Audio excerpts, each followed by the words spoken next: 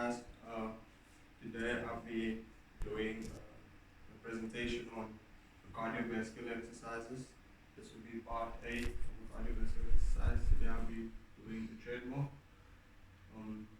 The treadmill is a very good cardiovascular training. Setup of a treadmill.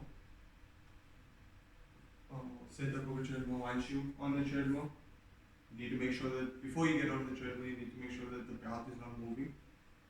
Once you get on the treadmill, you put your feet on the side of the treadmill and your hands on the handles.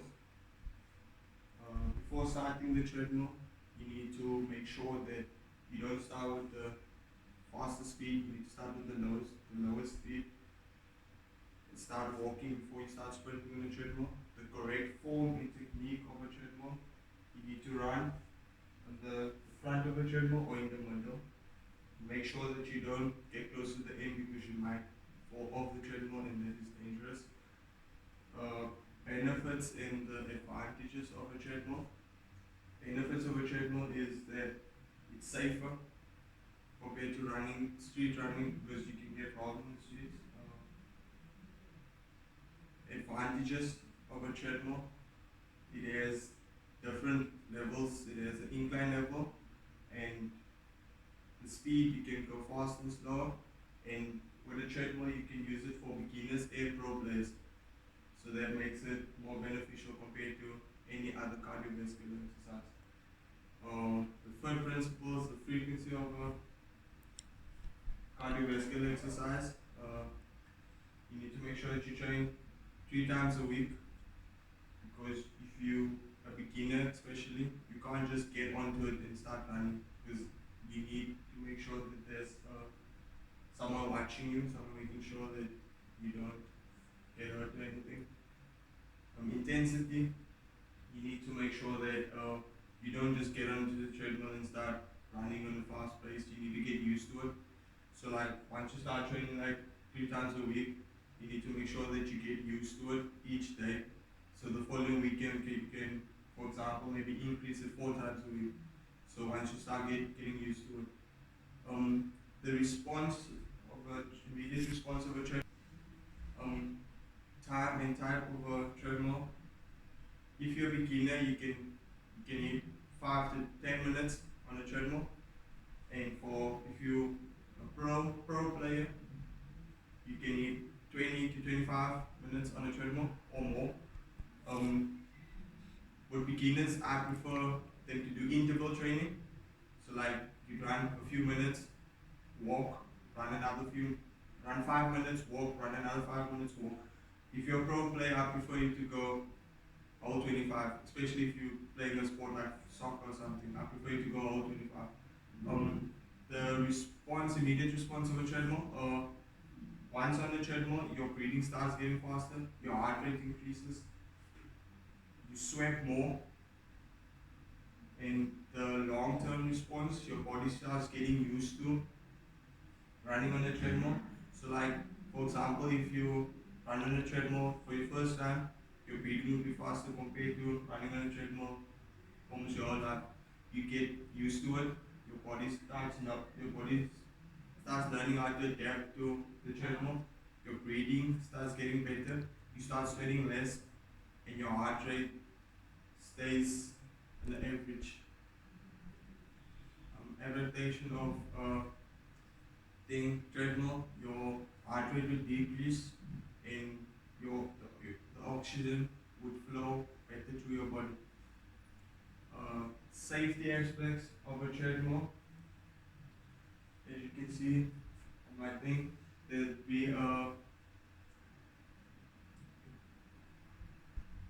be an emergency stop on the treadmill. Most of them have a button, but the others would have a magnet with the string. You can tie it on yourself, so when you fall too far back, you will snap from the thing and the treadmill would stop.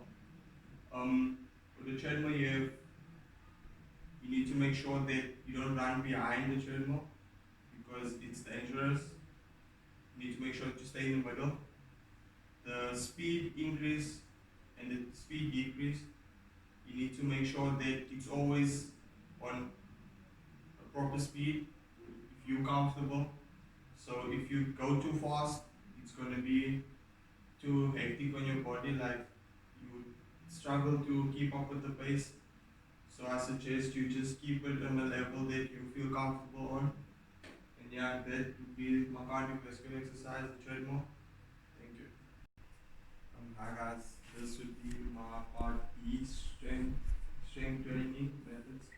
Um, I'll be doing the upper body. Is my exercise would be the push up. The setup of a push up. You need to make sure that your hands are shoulder width apart and that your back is straight and your palm is not in the air. Your palm is in line with your back basically. I'll be explaining how to do it after. Once with the push up, once you're comfortable and your hands are shoulder width apart, once you go down, you need to make sure that your core is engaged and that you correct form and technique of a push up. I'll be explaining this. Once you go down, the correct form and technique, you go down with your back straight, engaging your core muscles and coming up. You need to please make sure that you don't do a push up like this, or that you don't go in, because that's putting strain on your lower back. And with a push up, the benefits and advantages of a push up, it focuses on your pectoralis major muscles, your deltoids, and it's a good workout to do at home, because if you don't have any weights or anything, you can just do a push up. And most people think that a push up is easy to do. It's quite difficult. It's not my favorite, because a push up really, like if you have to do 100 push ups now, you in a week's time you would actually see that there's a difference. Like you'd see how your muscles would change and anything. Progression and regression of a push up. As you can see, a progression of a push up, you go down, decreasing the angle of the push up. Okay. You can even put your legs on top of each other and you go down. Yeah. It's the most people call it a diamond push up. As you can see, it works on more muscles.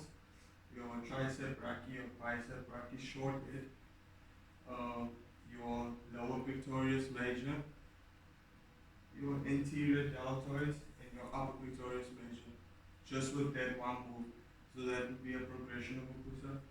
A regression of a push up would be when you put your legs or your knees on the floor and you lift your feet up. So you go down, lift your feet up, and you do the push up. There would be a regression of a push up. That would be mostly for if your fitness levels are not there, and if you're not strong enough to do the normal push up.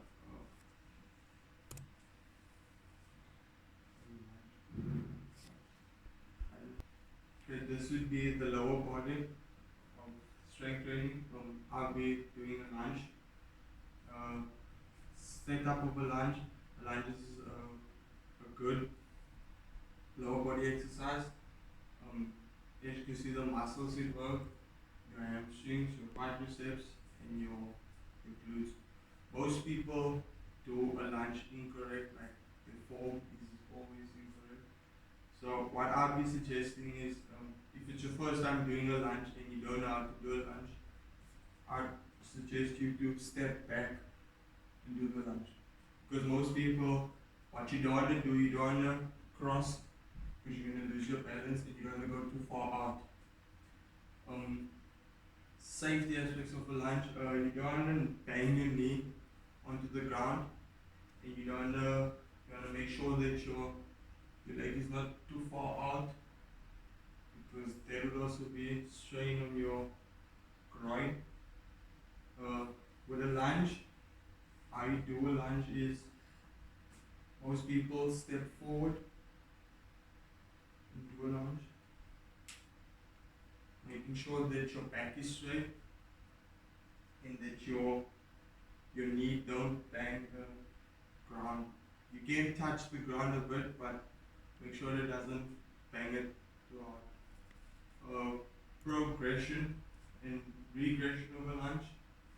As you can see, progression, you can add a weight to the lunge with the weight, and a regression, you can step back or you can hold in a chair and do the lunge. And another progression for a lunge is, once doing the lunge, you can add a jump, a small jump. So you do the lunge, add the jump. If you don't have any weights, that would be a perfect progression of the lunge.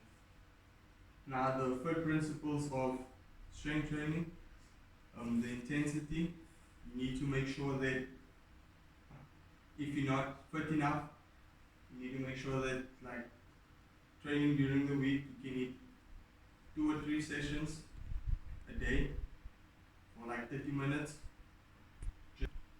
I'm sorry, not a day, 2 or 3 sessions a week for like 30 minutes just doing strength training. Well, I feel like that's going to be a lot to say. Well, okay, the intensity of strength training. If you're a beginner, you can use lighter weights or no weights for like less reps. You can do less reps for like the 30 minutes. If you're more advanced, a pro player or anything, you can add weights and you can do more reps of the exercise, and you can progress the exercise for a longer period of time. The immediate response of strength training would be increase in blood flow to the working muscle. So like if you're doing a push-up, your blood flow would increase to like your deltoids or pectoralis majors. And with a lunge, increase in blood flow would be your hamstrings, your quadriceps, your glutes. Yeah. The second point, increase in increase in muscular temperature. That meaning your muscles get like your muscles warm up basically while doing the exercise, and increase in use of nutrition and oxygen. Adaptation of strength training will be increase in muscle fiber size, so like your muscles would get bigger and stretch out more. Increase in bone strength, like for example, once doing the lunge or anything, your bones get used to the movements and it won't be too much strain on the bones, and increase in ligament strength. So that would be my strength training.